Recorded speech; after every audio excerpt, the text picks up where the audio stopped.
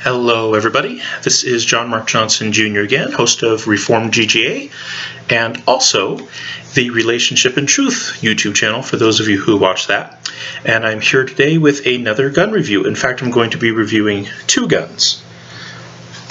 One of them is going to be the MKA Match 1919 12-gauge shotgun platform. So that's one. And then the other one is going to be the Kel-Tec RDB. By the way, these guns have already been safety checked for those of you who are worried about that, which is always a good thing to be worried about, but they have already been safety checked. But before we do that, as I often do on this channel, we're going to go to Scripture. Those of you who know me know that I'm a Reformed Christian, and so everything that I do is going to be based off of God's Word in some way, shape, or form.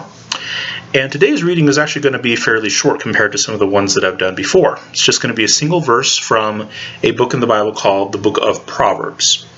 And that explains why it's so short. Proverbs usually has fairly short sayings in it. So this is going to be from Proverbs chapter 14 and verse 25. It says, "A truthful witness saves lives, but one who breathes out lies is deceitful." Fairly straightforward passage, most people would say. And that is certainly a hallmark of biblical Christianity, is that biblical Christianity celebrates truthfulness and telling the truth. And the perspective of that particular proverb really helps put it into sharp contrast. The proverb specifically said that a truthful witness saves lives. That is, in a biblical worldview, telling the truth is usually seen in a judicial sense. It is seen in terms of justice. It is seen in terms of doing right by other people. And truthfulness is seen as a preservation of life. And this can seem somewhat counterintuitive in that if you have, someone on trial who is guilty of murder and a witness speaks up and testifies against them that they saw them at the scene of the crime with the murder weapon in their hand, so on and so forth, that could result in that person being put to death, because the Bible also is in favor of capital punishment as well. And so the question is, well, if you're telling the truth, and in fact this witness just hypothetically will say is being honest and they really did see them commit the crime and those kinds of things, well, that doesn't seem like that preserves life. Well, that again goes back to that matter of perspective. It might not preserve the life of the perpetrator, but it certainly would preserve the life of all of his would-be victims. And that's what biblical Christians mean when we say that telling the truth preserves life. If you're telling the truth regarding an innocent person, that you didn't see them at the scene of the crime, they didn't ever have possession of the murder weapon, so on and so forth, it preserves that innocent person's life, who is situationally innocent. I'm not saying that they're perfect in all regards. Biblical Christians don't believe that anyone is perfect in all regards, but situationally innocent. It would preserve that person, that situationally innocent person, in the case of someone who's innocent and I testify accurately concerning their innocence. But if the person is guilty and I testify concerning their innocence, yeah, it can result in them being put to death, because in the biblical worldview, the death penalty is an acceptable penalty. But in telling the truth regarding this person's situational guilt, I am protecting any other people that might encounter this person in the future, protecting them from the harm that this person might perpetuate. Now, how does all that come into the area of gun reviews? Well, in the area of gun reviews, honesty about a product, as most of you would probably imagine, is going to be extremely important. In that if a gun reviewer comes on and says, this product is 100% totally awesome in every single way possible, and people go out and they get the gun and it turns out that it's not so awesome, well, then you have caused a lot of people to go out and spend their money rather foolishly. And at the same time, if you have something that really is actually pretty awesome, but because you don't happen to like it, you downplay it, well, you're keeping that company from making money on what is actually a really good product, but you're basically blackballing them. Honesty and that integrity is still seen in a judicial sense for a biblical historical Christian, even when it comes to things like gun reviews. And in keeping with that, I wanted to make sure that I was performing the right balance on these things. If you're going to call something bad, make sure that it really is bad. If you're going to call something good, make sure that it really is good. And give an appropriate balance there. And I do this with a lot of my reviews. Is a lot of times in my reviews I'll say, is this the perfect gun for everyone? Probably not. It works well for me, and here's why. I usually try to reserve it down so that people don't take it as a blanket statement, because I don't want people to spend their money foolishly, and I also don't want to necessarily promote a product that maybe shouldn't be overly promoted. So I usually kind of try to play the middle ground on a lot of things. But in the interest of being honest, and especially protecting future potential victims, sometimes you have to just come out and say the baby's ugly when the baby's ugly. And that is going to be the case with the guns that I'm going to be reviewing today. You don't like them? Well, let me explain a little bit. Let's take the shotgun first. So this is the MKA 1919 match 12 gauge shotgun. And this gun performs exactly as advertised. When I went into the gun store and I bought this, it was a semi-auto shotgun. It's like, oh, everything else I own is semi-auto. I like semi-autos. And I would like to have a shotgun. And so this seemed like it fit the bill pretty well. And I was talking with the guy behind the counter, and he said that this gun likes the heavier loads, so things like buckshot, things like slugs, those kinds of things. And it turns out that this gun does just fine with buckshot and slugs. Perfect. But that created a problem for me, in that I like to shoot my guns a lot, which means that if I can reduce the ammo costs, that's what I'm going to do. That's what allows me to shoot as much as I like to shoot. When I go out and shoot a gun, it's not uncommon at all for me to go through at least 50 rounds, sometimes 100 rounds. And when you're talking buckshot and slugs, that gets pretty expensive really quickly. And so this is kind of on me. The man behind the counter, or the salesperson, was perfectly accurate in what this gun is and is not capable of. And it does great with the heavier, more powerful loads. But to run it economically, I would have to run birdshot. But this thing does not do very well with birdshot. Now, to be fair, there are some birdshot loads that it will take. I have found that some of the estate loads, some of their heavy game loads, it can run somewhat well. You have to have a really firm grip on it to make sure that it recoils properly and ejects the shells properly. But it can run them, not great, but it can run some of them. But by and large, birdshot out of this gun is just not really practical. And so for me, I don't go deer hunting or anything like that where I would be using buckshot or slugs. And this is not my preferred gun for home defense. If you run buckshot or slugs in a shotgun, there's major risk of over-penetration, especially if you do something like the plated buckshot and stuff like that. That stuff really over-penetrates, and slugs definitely over-penetrate as well.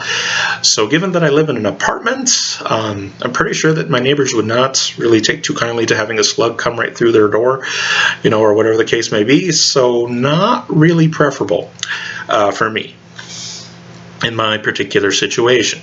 Now, if you live out on a ranch somewhere and you don't have to worry about over-penetration, good double-aught buckshot, slugs, whatever, probably work just fine. But not really a preferred bedside gun for me, home defense gun. And as far as taking it to the range and being able to use it cheaply, well, I can't, because it doesn't run birdshot very well. So in my particular area, with the places that I go to shop, the cheapest that I can run this thing is about 60 cents a round, which is pretty spendy. It's not absolutely impossible, but it definitely limits how much ammo I can spend on it in a given period of time. So it does what it's supposed to do as advertised, and I can't complain about that. Now, operationally, there are things I don't like about it. For one, the charging handle is very small, and there's lots of open gaps and whatnot, and it's really easy to get your finger in there. That is not overly pleasant. The bolt release on the other side, and this is a problem that I have with everything that's kind of the AR platform, and this is obviously an AR-ish shotgun. It's not an AR, obviously, but it's AR-ish. And the bolt release that they have on them, you can see here, I don't like, because once the bolt locks back, I have a habit of setting down the gun because I'm done shooting it, check to make sure that it's empty and all those things. Then I set it down somewhere, and I set it down on the wrong side, and the bolt comes slamming forward when you don't expect it to. I just don't like them that way, where it's easy to bump, and so that's a little bit of a liability. And then, of course, if you're like me and you want to run it as cheaply as possible, you'll go ahead and put birdshot in there anyways, which means that you're going to be clearing malfunctions with almost every shot. And so having the bolts very easy to bump, and of course you're holding it next to you while you're trying to get into action, hitting that bolt release is really easy and come back on your fingers and stuff like that. It's not good. So I don't really like that. The magazine release here is not terrible, but I found that when it actually has a mag in it, and especially if there's been some kind of a jam that you have to clear, it can actually be really tough to push. But again, it sticks out quite a bit, and sometimes in setting it down on something, that would be enough to push it, and then the magazine ejects just by you setting the gun down on something. Again, I don't like buttons that come out perpendicularly to the gun. It creates problems when you go to set it down either or carry it next to yourself, and so I don't like those. I do like the placement of the magazine release. It's very AR-15, and I like the ergonomics of the AR-15 just fine. The safety is an ambidextrous safety, and it works very AR-15-like. I don't like that it's kind of a smooth button. I like on most AR-15s where it actually has kind of some steps into it, some kind of a texture there. I don't like that it's smooth, but as far as placement is concerned, it's not bad at all. Don't mind that. Handle, you can see the handle has some kind of interesting shape to it, and that's the way it came. This is not anything aftermarket, and it's actually a very comfortable handle. Now, it does has, as you can see in there, some finger grooves, and unfortunately, finger grooves are one of those things that will work really well for some people and really poorly for some other people, and that's just the way finger grooves are. They either fit your hand or they don't. So if you're planning on buying this, definitely want to check it out in the gun store first. And that's something to look at. And this thing is 12 gauge. It's a fairly light 12 gauge. I'm not exactly sure what the weight is on it. Maybe 6 to 7 pounds, somewhere in there, which fairly light for a 12 gauge. Does not come with much padding on the backside, so if you're going to shoot it in its stock configuration, this thing is going to make your shoulder pretty sore pretty quickly. And then I also completely hate the field strip on this thing. It's like a lot of shotguns where there's a nut up here that you have to unscrew, and then you take everything apart. And once you get this thing done with a normal field strip, not full white glove cleaning, but a basic field strip, you wind up with 14 pieces sitting on your cleaning table. And I do not like the idea of there being 14 different pieces. Now, granted, it's gas operated, and in a lot of gas operated systems you are going to have more complexity and those kinds of things that you need to be aware of. It's just the reality of the situation. But still, 14 pieces is kind of a pain. But all those, even the ergonomic weirdness, some of the sharp edges that you can catch yourself on, the weird buttons that are easy to depress, all of that doesn't really bug me so much as just the simple cost factor. I cannot run this gun economically for me. And so this gun I plan on selling relatively soon. It's not bad for what it is, and like I said, as advertised, they The personnel at the gun store told me point blank, it does not run well with light loads, and they were 100% correct about that. But it turns out that for me, it's just not very useful unless it can run the light loads. Because like I said, I don't use a shotgun for home defense. There's lots of people who do, and for their particular situation, that might be a great option. For me, I personally don't think it's the best fit for me, so I don't run shotguns in that use. So it's not like I'm using it for that where the heavier loads would be applicable. I go out and I plink with it, basically. And plinking with 60 cents a round munitions, definitely not economical. So, would this be a general recommend or a general non-recommend for people? It really depends on what you're wanting to do with it. Like I said, I've got it to run very reliable for me with the really heavy stuff. We're talking like double-aught buck and slugs. With those kinds of things, it does very well and very reliable. But you lighten that up to normal bird shot, and sometimes even the BBs and stuff like that, then it's not so great anymore. And, you know, would this be a good home defense gun? Maybe.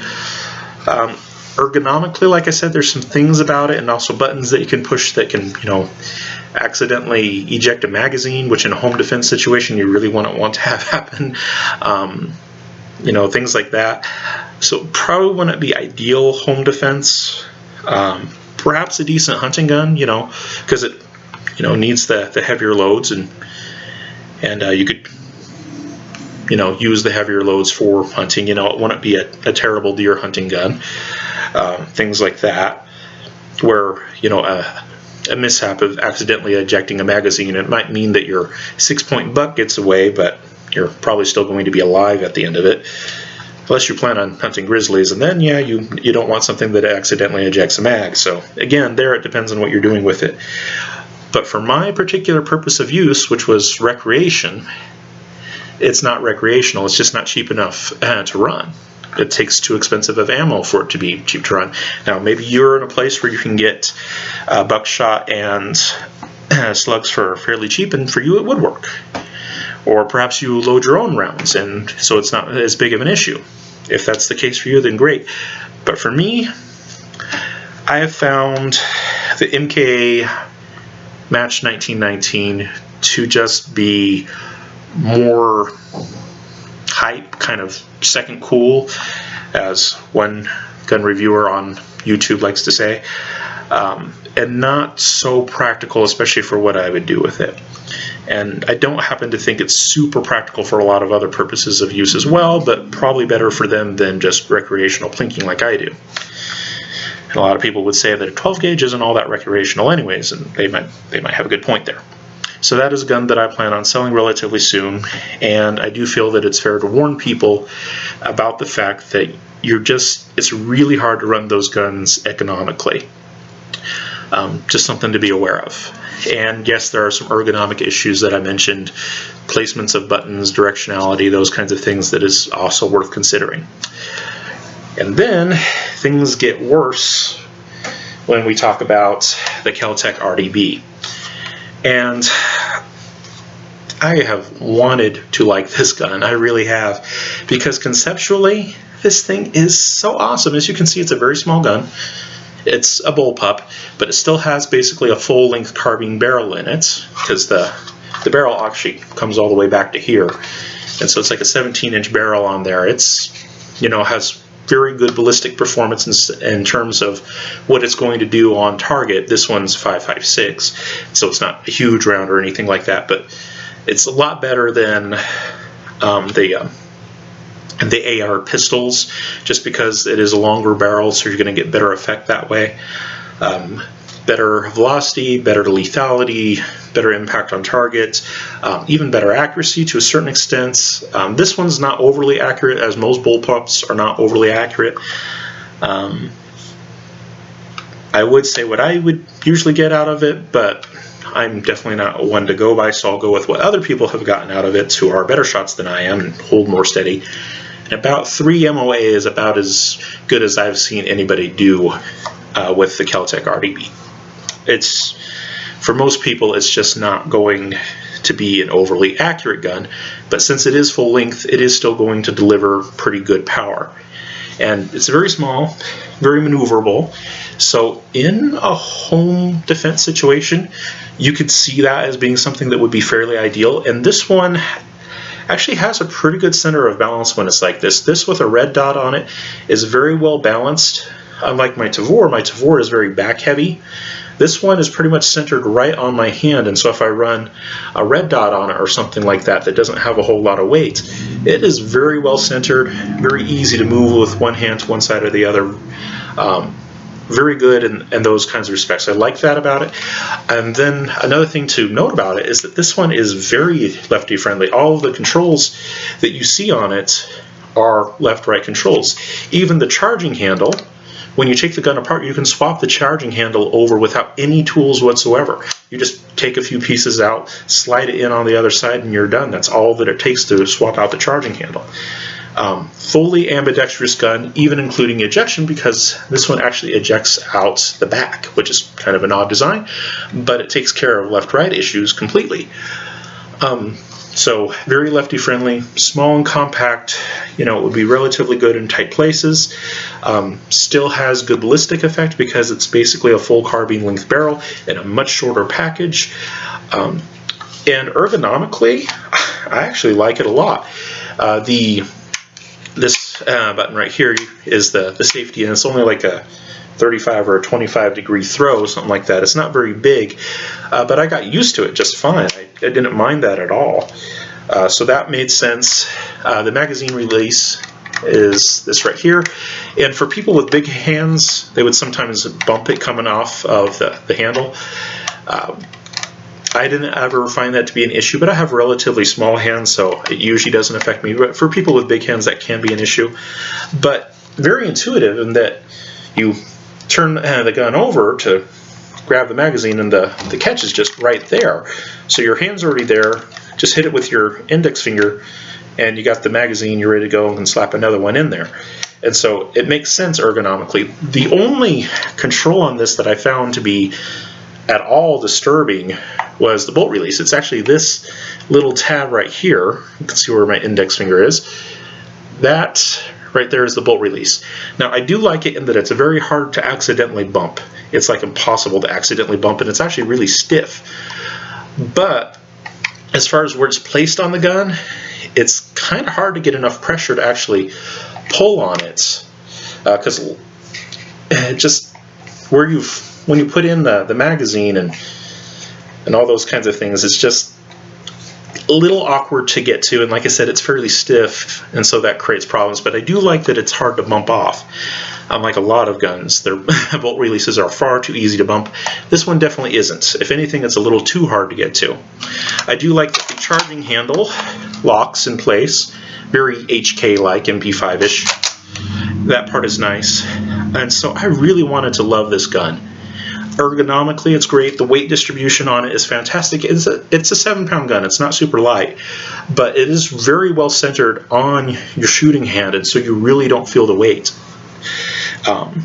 Very good that way. This thing is also incredibly easy to take apart. There are just let me see if I can put my index fingers on them. There are a couple of push pins, and these are retained pins that you push on. And then I'll just see if I can go ahead and take it down here. Normally you would want to do this with the tip of a bullet or something like that, but I've had this gun apart so many times, I think I can get it with just bare hands here. We'll see. One of them is being just a little stubborn, but yeah. Take the pins out. As you can see, they're retained. There is your upper and lower receivers, basically. And then you have the bolts assembly, and as you can see, it's a long stroke system. And it has the spring built into it. Go ahead and put that back in place. But that's basically all the takedown there is. and this can come apart further if you want to, but in most cases you don't need to take it apart further than that. And then, like I said, the bolt comes out, and then you can get into the barrel. And so takedown on it is pretty straightforward, like you would expect with a lot of 5.56 guns. I would say that it's just about as easy as a lot of ARs are. Now, so I mean, there really is a lot of things about this gun to love. Ergonomically, it makes sense. The weight distribution makes sense. The left-right ambidextrous nature of it makes sense. There are so many things about the gun that they got right, but I could never get it to run well. And that is why I'm also wanting to sell this one too. I really wanted it to work. I wanted it to work, but I just kept having problem after problem after problem after problem. And just to review the problems, the first problem that I had was light primer strikes caused by an out-of-spec firing pin. The firing pin was too short, and so I was getting light primer strikes because of that. And so I got on Kel-Tec's website, bought the new firing pin, had it delivered, put it in and solved that problem.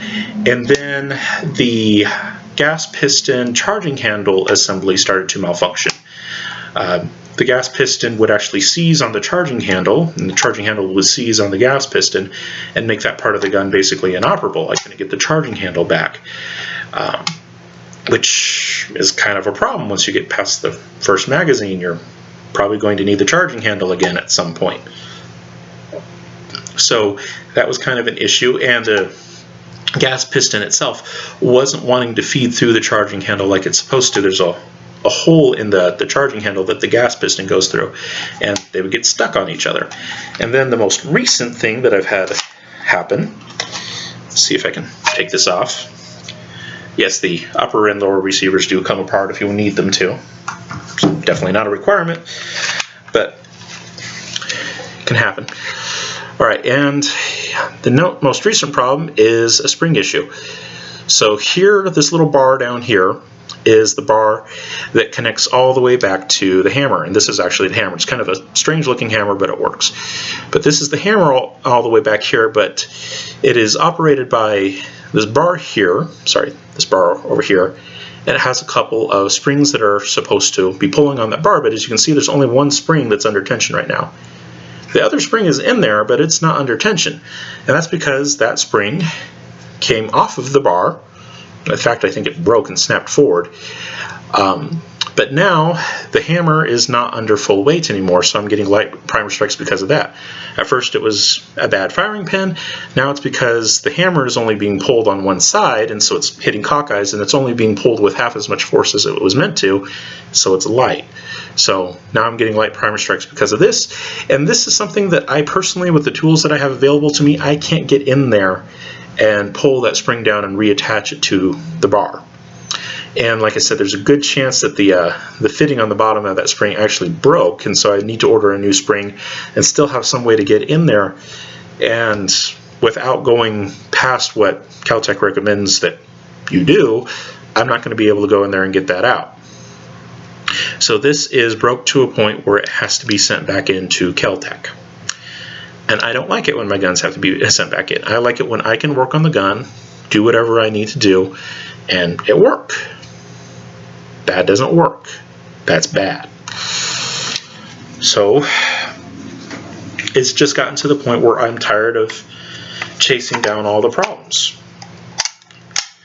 Light primer strikes, everything else about it. Light primer strikes, the gas piston charging handle issues, all those things.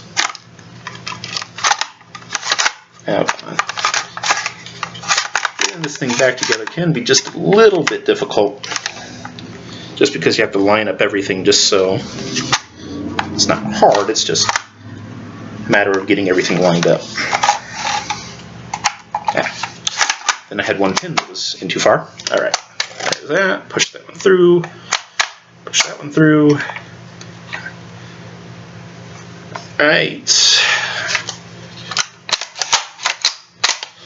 Function check. Drop the hammer. so much about it that I love. Conceptually, it is a fantastic gun, and in those very few periods where I was actually able to go through a whole box of ammo without anything happening, it was fun to shoot. That just didn't happen very often. It was not uncommon at all in 100 rounds to have 20 malfunctions of one form or another, and that's just unacceptable. I can put up with a lot, but this is just too much. And so conceptually fantastic, but it keeps breaking down, and I'm just tired of it. So I am looking to sell this one. Now, granted, I could send it back to Kel-Tec and go through that whole process, but that doesn't sound overly pleasant. And I really shouldn't have to. And so I might do it just to have something that's easier to sell. It's easier to sell a fully working gun rather than something that isn't. That much is certainly true. So I might do it for those reasons, but after I get it fixed, depending on if I can sell it before or not, yeah, I'm still going to sell it. I'm just tired of chasing down problems. And this is a gun that a lot of people have reviewed and they really liked. And that was part of the reason why I bought it, is a lot of gun reviewers that I know of talked about it and talked about how good it was and how impressed they were with it. And some of them actually handled it for quite a while, really putting it through its paces, and still came across saying that it was good. And by the way, that has great mounting options. There's a couple of rings up here, a couple of rings down here, a couple of mounting options back here. It has just all kinds of attachment points on this thing, and then it of course has a big ring back here, so there's like 7 attachment points you can put for slings. If you're someone who likes slings, it would be a good design for that if it worked. But like I said, lots of people online have been raving about this thing, and even people that have had it for a while have been raving about this. But in the interest of honesty and trying to protect people from potential harm and from a potential bad purchase, I've got to say I've not been impressed with it. Like I said, I cannot remember at all ever being able to get through at least 100 rounds with this thing. I think, like I said, it was more like 20 rounds out of 100 that would have malfunctions of one kind or another at the worst times. Well, actually, I take that back. There was one period there where I had just put in the new firing pin, and I had just gotten past some of the issues with the gas piston, where I was able to only have one malfunction in 150 rounds. So I take that back. One malfunction in 150 rounds I was able to achieve with this gun. But that was only one time that I was able to do that. The rest of the time, many, many, many more failures. And it's just not worth it. If the best I can achieve is one malfunction in 150 rounds with a gun that in my particular area costs pretty close to $1,000, that's not good. If I'm going to spend $1,000 on a gun, I expect its malfunction rate to be significantly less than that. Now, if it was rimfire and I paid like half of that, okay, one malfunction in 150 rounds. If it was consistently that low, I might be able to put up with.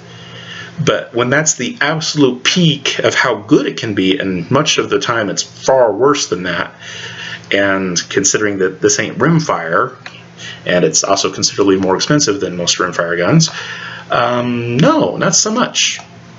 But like I said, a lot of people out there have reviewed it and said that it's great, and maybe their particular guns that they had were. But based on the sample of one that I have here, I've got to say that this thing has just been one headache after another, and I'm tired of dealing with it. So as you can see in the background, let's see if I can put my thumb next to it, you'll see a couple of boxes back there.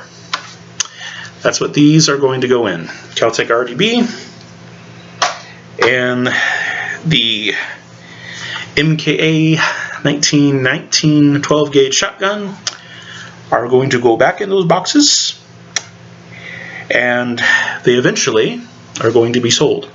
Like I said, the RDB I might send to Kel-Tec to have them fix it, just so that I have a gun that at least momentarily is working before I sell it.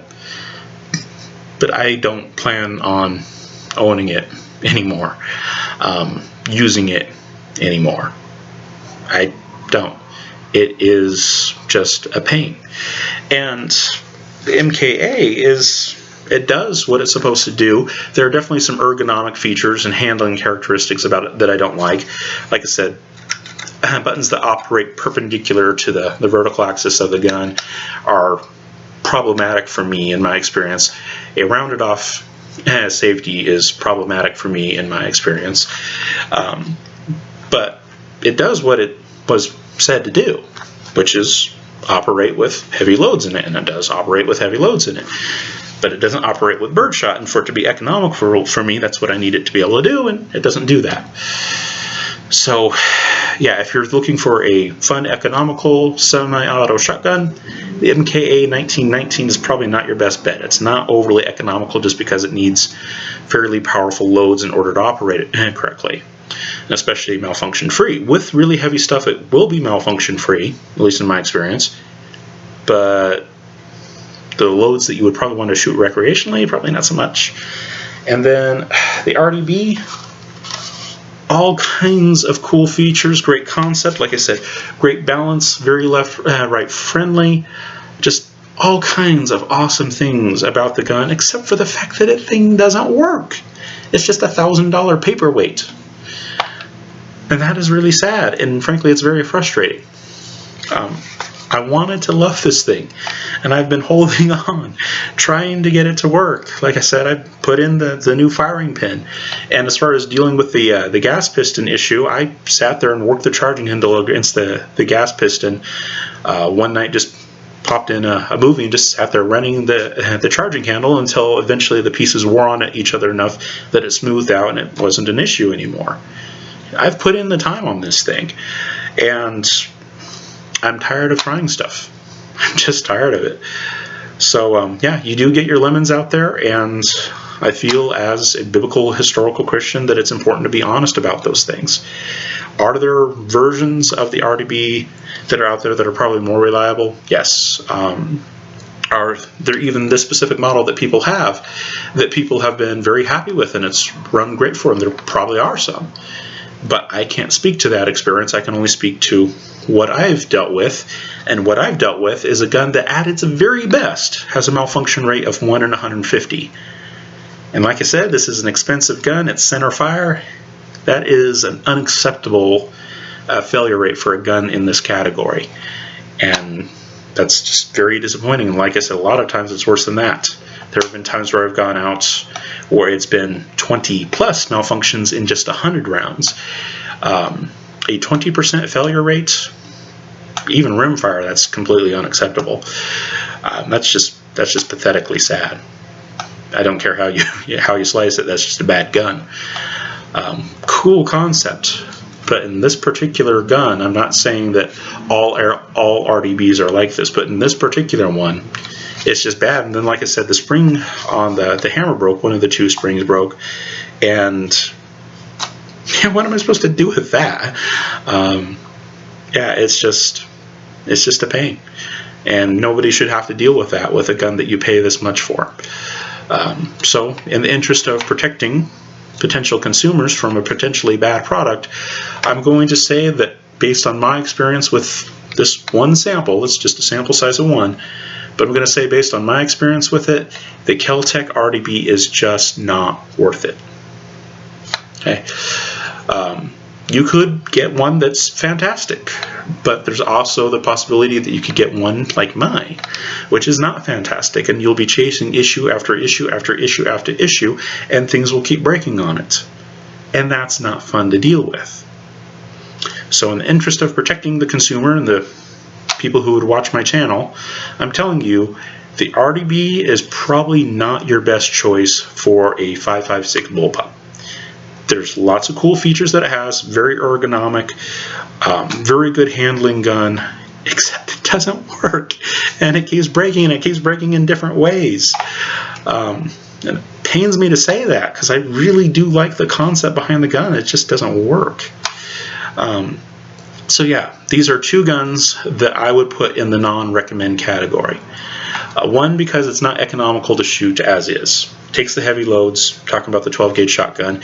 And then this one, because it keeps breaking all the time, and it keeps breaking in different ways. And some of the breaks require you sending it back to the factory. So these are two guns that are not going to be a part of my collection anymore, and it's because I basically don't shoot them very much at all. And when I do go out to shoot them, I usually regret it. This one I regret shooting because it breaks my wallet.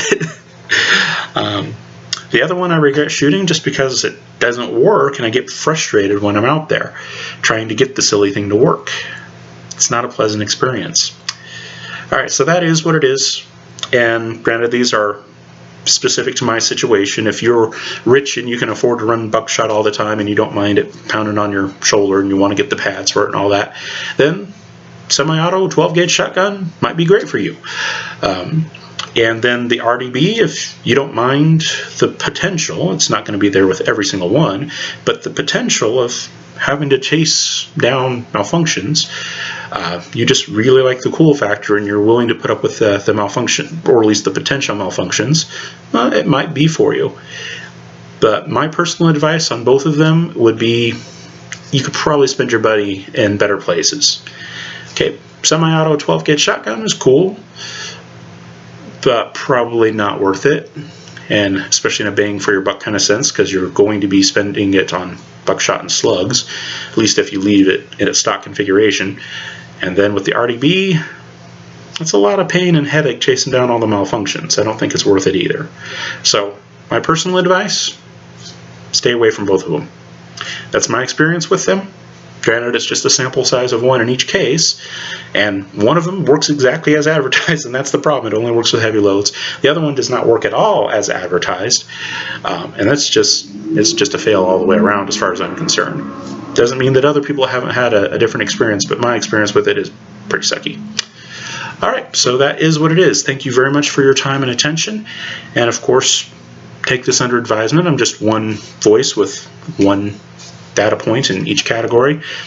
Needs to be taken under consideration, but I'm trying to warn people because I don't want you to waste your money on something that isn't really that good. It might be okay for you, but it also might just be a money pit for you as well, and I don't want that to happen to you. So, thank you for your time and attention. Bye-bye.